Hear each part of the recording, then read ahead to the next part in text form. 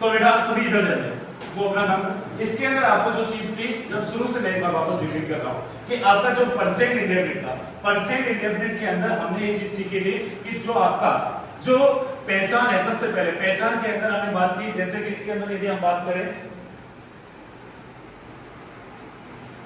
अब इसके अंदर जो हमने पढ़ा सबसे पहले परसेंट इंडेफिनिट, परसेंट इंडेफिनिट के अंतर्गत हमने देखा कि इसके अंदर जो वर्ब की फर्स्ट फॉर्म और एस और ईएस का प्रयोग, अब एस और ईएस का प्रयोग और एस का प्रयोग आपका सिंगुलर के अंदर होगा। सिंगुलर के अंदर आपको जो है करना है, या तो आपका वर्ब में या तो एस लिखेगा या ईएस। हमें चार अक्षर देखने हैं, चार अक्षर सीएच, एसएच, डबल एस और ओ। तो ईएस और अदरवाइज आपको क्या करना है, एस। ये बातें आपकी एक वचन को लेके है और बहुवचन के अंदर वर्ब में एस और एस का प्रयोग नहीं करते। इसमें हमने सेंटेंस लिए थे जो कि आपके सामने थे कि जहां हमने देखा वी प्ले क्रिकेट, ये आपका बहुवचन का। यदि हम कहते हैं आई प्ले क्रिकेट, ये भी आपका बहुवचन है। और यदि हमने कहा एक सेंटेंस के अंदर यदि ही आपका प्लेज हॉकी, वह हॉकी कहता है, यहां पर आपका एस आया। क्यों आया, क्योंकि हमारा सब्जेक्ट एक वचन है, इसलिए हमने यहां पर एस और एस का प्रयोग देखा था। इसके बाद इसके अंदर हमने नेगेटिव देखा था और नेगेटिव के अंदर हमने जो है इसके अंदर नेगेटिव के अंदर इसके अंदर जो है ये आपके सिंपल आ गए। सिंपल के अंदर जैसे कि राम राइट्स ए लेटर, इसके आगे भी हो।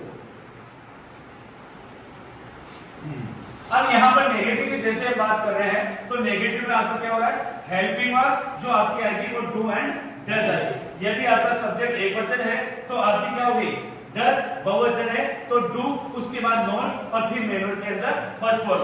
अब यहां सेंटेंस हम देखते हैं, Ram does not teach Hindi, ये आपका सब्जेक्ट हुआ, ये आपकी हेल्पिंग वर्ब आ गई, फिर उसके बाद नॉट, फिर वर्ब की फर्स्ट फॉर्म। यहां पे आप ये ध्यान देना है कि एस और एस का प्रयोग नहीं करना है। उसके बाद आपका ऑब्जेक्ट और लास्ट में फुल स्टॉप। ऐसे ही आपका जो है बहुवचन को लेके हुआ, यहां पर आई, फिर आपके आगे डू नॉट रीड इंग्लिश, यानी कि हेल्पिंग वर्ब नॉट मेनर की फर्स्ट फॉर्म और यहां पर आपका ऑब्जेक्ट। इस प्रकार ये आपका नेगेटिव सेंटेंस हुआ।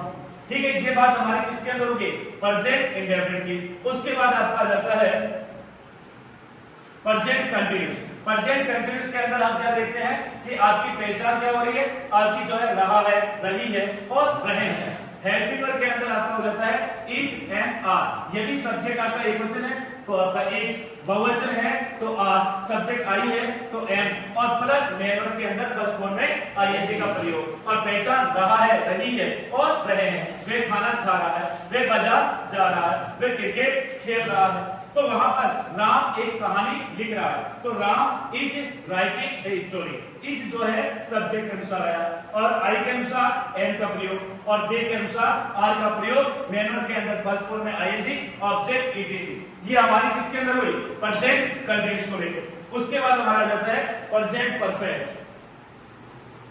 प्रेजेंट परफेक्ट के अंदर आपकी जो पहचान होती है वो है चुका है, चुकी है, चुके हैं, लिया है, दिया है, अर्थात कार्य जैसे अभी संपूर्ण किया गया है। हैज और हैव, यहाँ इसकी हेल्पिंग वर्ब किसकी है, प्रेजेंट परफेक्ट की। वहां मेन वर्ब के अंदर आपको थर्ड फॉर्म का प्रयोग करना है। सब्जेक्ट आपका एक वचन है तो हैज, बहुवचन है तो हैव।